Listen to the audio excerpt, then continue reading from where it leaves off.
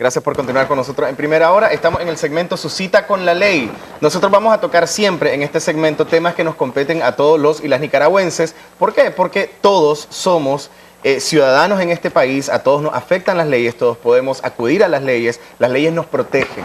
Nosotros hace unas cuantas semanas estábamos hablando acerca de la ley del consumidor, pues la ley de defensa de los derechos de las personas consumidoras y usuarias, para ser específico, y queremos hoy darle continuidad, pues porque pudimos abordar algunas generalidades de la ley la última vez, hoy queremos entrar a asuntos un poco más específicos. Nos acompaña, como siempre, el diputado Carlos Emilio López, él es secretario del Grupo Institucional de Promoción de Equidad de Género de la Asamblea Nacional. Diputado. Buenos días, Ricardo. El uniforme hoy era azul, entonces. La vez pasada verde Chocoyo, anteriormente amarillo y ahora azul. Pero era cuadriculado, sí, era... Se nos escapó eso, puede especificar. Diputado, bienvenido. Sí me gustaría empezar por definir qué es un consumidor, una persona consumidora, y qué sería una persona proveedora, la diferencia. ¿Cómo no? En Nicaragua estamos construyendo un modelo de restitución de derechos de todas las personas, de las mujeres, de los niños, de las personas con discapacidad, de los campesinos, de las personas pertenecientes a pueblos originarios y afrodescendientes, y también de las personas consumidores y usuarias, que es el tema de hoy. Las personas consumidoras y usuarias están definidas en la ley de la materia como aquellas que compran, adquieren, reciben un bien o un servicio de parte de una empresa que puede ser pública, que puede ser privada o que puede ser mixta. Esta ley sobre la cual estamos compartiendo el día de hoy reconoce derechos, reconoce garantías que deben de ser cumplidas por las personas usuarias, por las personas que prestan servicios. Lo que usted está diciendo básicamente es que un consumidor también, o sea, no solamente, digamos, le compra o pide un servicio a una empresa, sino también al Estado. O sea, el Estado puede ser proveedor, el Estado también puede ser la persona que presta el servicio y tiene también los compromisos que tiene una empresa, digamos, como proveedor. Efectivamente, las personas proveedoras pueden ser personas naturales o pueden ser personas jurídicas, pueden ser de carácter público, de carácter privado, o pueden ser de carácter mixto, es decir, donde hay empresas público-privadas, donde hay capital mixto, ¿no? Capital que viene del sector privado y del sector estatal. Y las personas proveedoras son aquellas que producen, que fabrican, que distribuyen, que comercializan, que importan un bien o un servicio. Los bienes, la ley los clasifica como bienes duraderos y bienes no duraderos, aunque es una definición jurídica, al final todos los bienes no son duraderos, pero bien, esta definición, los bienes no duraderos, por ejemplo, alimentos, vestuarios, entre otros, los bienes que son duraderos son aquellos que son maquinarias, bienes inmuebles, es decir, aquellos que tienen una duración, digamos, más prolongada en el tiempo. Sí, en ese caso creo que uno puede distinguir bastante claramente qué cosas te van a durar un tiempo, qué cosas vamos a usar, nuestras camisas azules, vamos a ver cuál nos ponemos después, y los que son para largo plazo. En este caso, ok, ya tenemos claro que es un consumidor, que es un usuario, que es un proveedor, y sí me gustaría ya pasar directamente entonces a la ley. Pues ahí tenemos precisamente una descripción pues de lo que fue la publicación de la ley y cuándo fue aprobada. En este caso, diputado, sí me gustaría abordar directamente tanto los derechos de las personas consumidoras como los deberes y compromisos que tiene que asumir el proveedor del servicio. Efectivamente, esta ley claramente establece que las personas consumidores y usuarios tienen que estar protegidas en su salud, protegidas en su integridad física, protegidas en todas las dimensiones de su vida. Deben de tener libre acceso e igualdad de circunstancias para acceder al mercado de los bienes y servicios y que estos sean de calidad.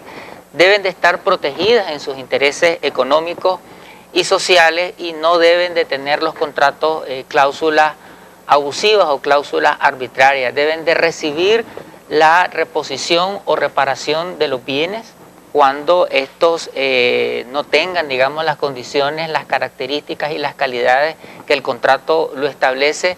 Deben de ser atendidas por las personas que venden, por las personas usuarias, deben de ser atendidas con calidad, con respeto, con amabilidad.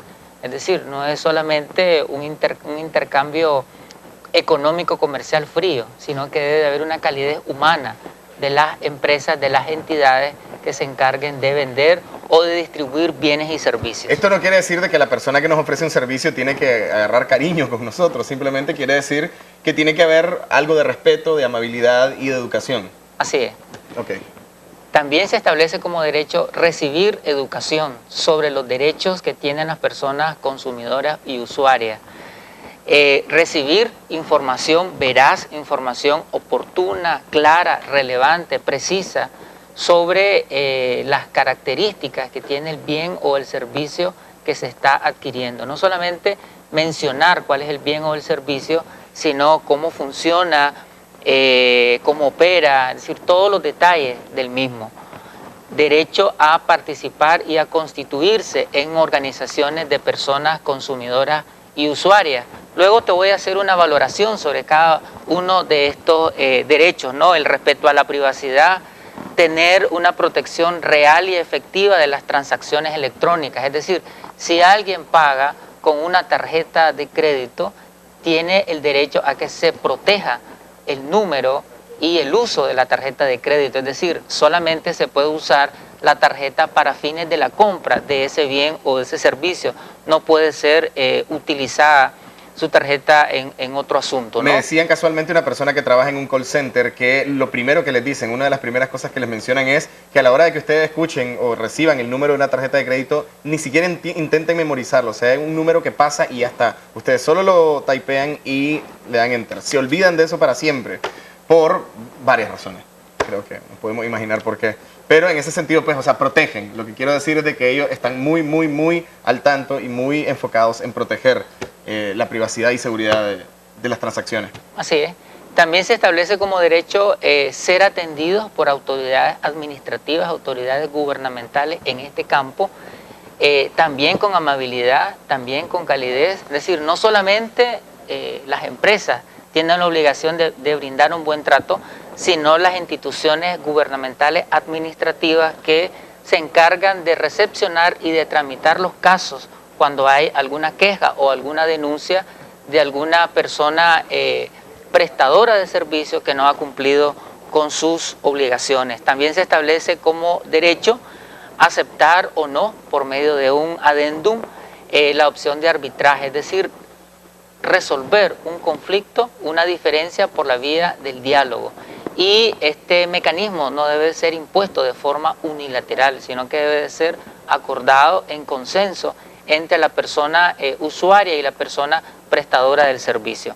Demandar por la vía judicial cuando no se llega a un arreglo, cuando hay un reclamo y no se pone de acuerdo la persona consumidora con la persona prestadora del servicio, también se reconoce el derecho del reclamo en la vía judicial para adquirir una reparación o una restitución del bien o del servicio que se está reclamando. Yo quería preguntarle si me podía dar un ejemplo de eso, pero con eso último que dijo es, digamos, el típico caso de que uno compra un bien, resulta que el bien viene fallado de fábrica y el proveedor está en la obligación de repararlo o de reponerlo, o de entregarlo pues como nuevo, pues como uno lo pagó. Efectivamente, el prestador del servicio, el vendedor del bien, tiene la obligación de canjear, de cambiar, de reemplazar un bien o un servicio que viene dañado, que viene con problemas de fábricas, ¿no? Dentro de las obligaciones que también tienen las personas proveedoras de servicios es respetar los términos, las condiciones y las modalidades del contrato. Tienen la obligación de entregar una factura siempre que se compra un bien o un servicio. Tienen la obligación de entregar una copia del contrato. La obligación de cumplir con las formas de exigencia del pago, es decir, si se establece que el pago es quincenal, debe de ser quincenal y no cobrarlo semanalmente. Si se establece que es mensual, cobrar de forma mensual. Otra obligación es alrededor de cuando se establecen los cobros por la vía de tarjetas de débito. Los cobros automáticos por la vía de las tarjetas de débito deben de ser previamente consensuados, no pueden ser de manera arbitraria o unilaterales aplicados. No, por supuesto, pues porque además eso inmediatamente que te quitan, que te hacen el débito, no es como en la tarjeta de crédito que todavía pasa un periodo en el que a uno le hacen el cobro. Sí me gustaría entonces, estábamos viendo las obligaciones de los proveedores, están directamente relacionadas con lo que estábamos hablando de los derechos, pues, ¿no? Efectivamente, hay una correlación entre derechos que tiene la persona consumidora y usuaria y entre la obligación que tiene el prestador del servicio.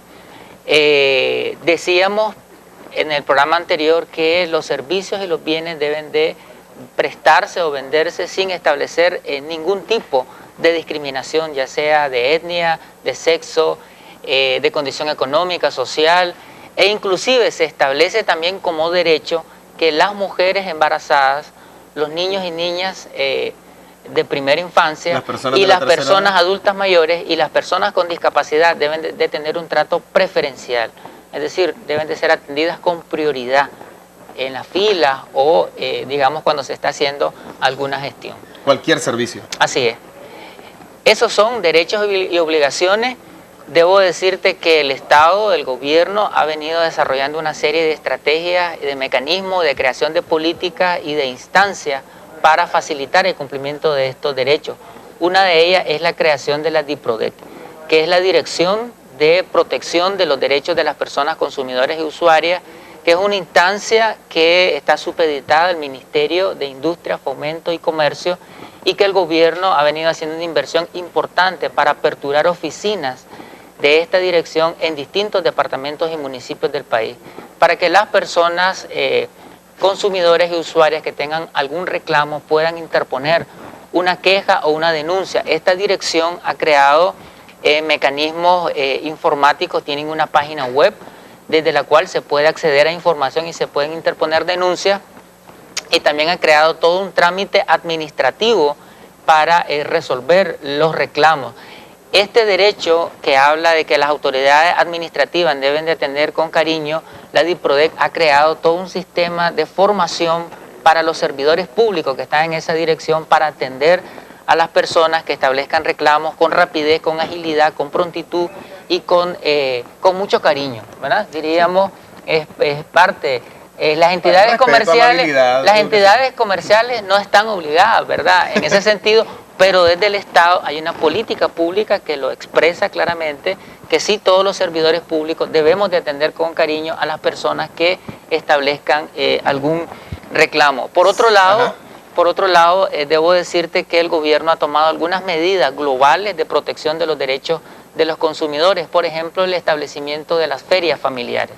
Las ferias de la economía familiar que se realizan aquí en Managua y en distintos lugares, las personas pueden ir a comprar un bien a precio muy bajo, distintos tipos de bienes de consumo sobre todo, y también las políticas de subsidio es otra estrategia que el gobierno ha venido aplicando en materia de transporte, viviendas, algunos servicios como por ejemplo energía eléctrica, que eso protege los derechos de las personas consumidoras. Todo esto, además de proteger los derechos, le hace la vida más fácil al consumidor, pues, o sea, le facilita la compra, le da más acceso a los productos, un intercambio más directo. Algunos incluso no tienen que irse al mercado. Hay varios lugares, varias ferias, tianguis, pues, donde uno puede encontrar las artesanías, donde uno puede encontrar comida, donde uno puede encontrar muebles, muchas otras cosas.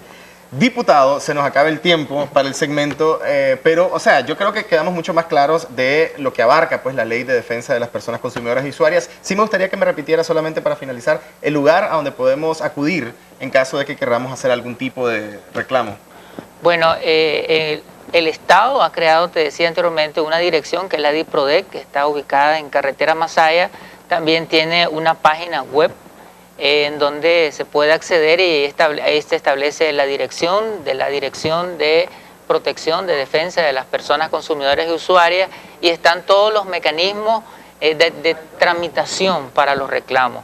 También el MIFIC y la DIPRODEC han establecido coordinaciones con asociaciones de personas consumidoras y usuarias, particularmente con el Instituto de Defensa de Derechos del Consumidor, desde la cual de una forma sinérgica y en mucha coordinación mano a mano se han establecido mecanismos para que la ciudadanía pueda presentar sus denuncias y desde el Estado, en coordinación con esta asociación civil, resolver sus denuncias. Excelente.